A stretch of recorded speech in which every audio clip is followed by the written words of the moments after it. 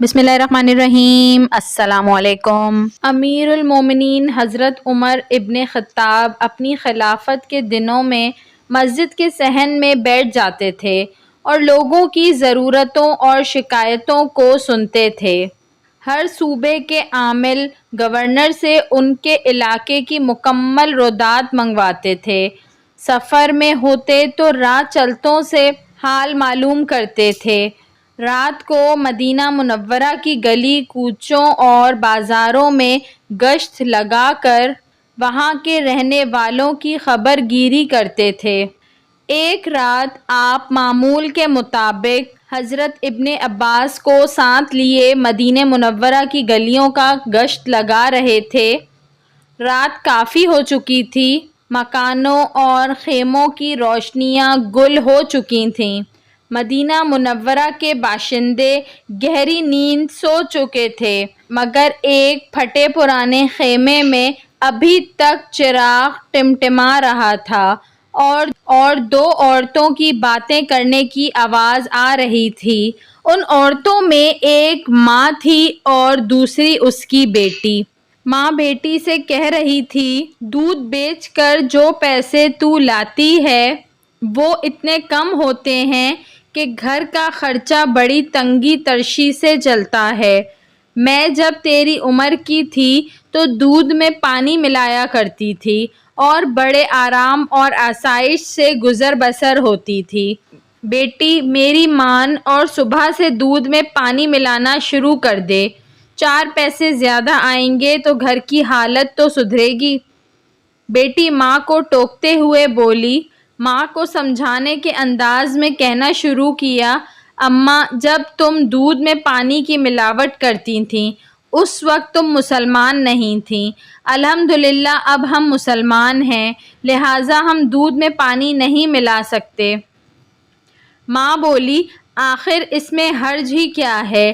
دودھ میں پانی ملانے سے اسلام پر کون سی آنچ آتی ہے؟ بیٹی نے ذرا سخت لہجے میں کہا، اماں کیا ہو گیا ہے تمہیں؟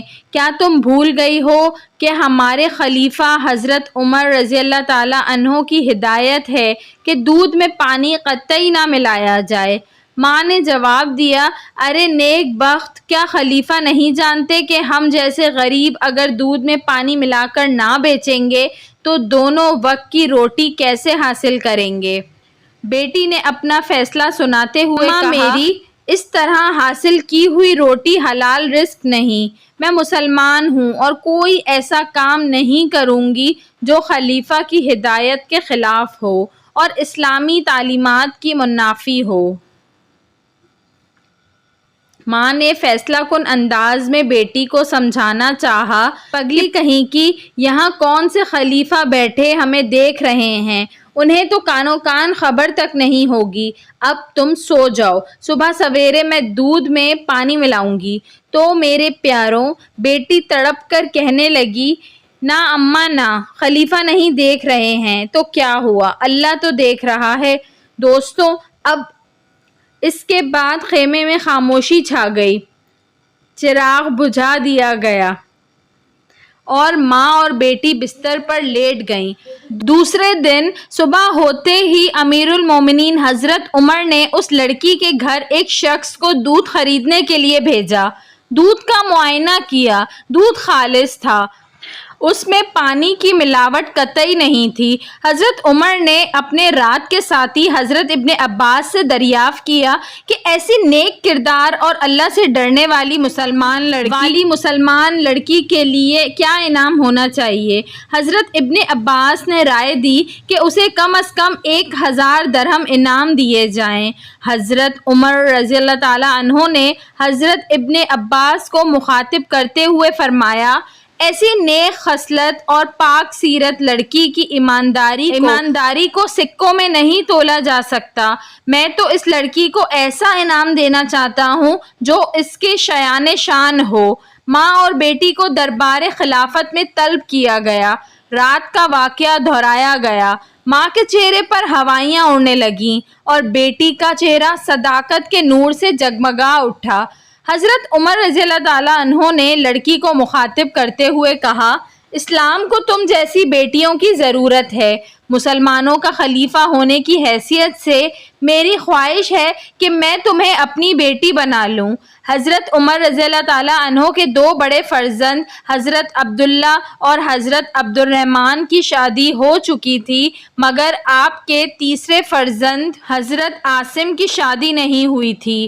حضرت عاصم قد آور اور حسین شخصیت کے مالک تھے، اپنے وقت کے اچھے شاعر تھے، عالم تھے اور اسلامی اخلاق اور سیرت کا نمونہ تھے، لہٰذا اس پاک باز لڑکی کا نکاح ان سے کر دیا گیا۔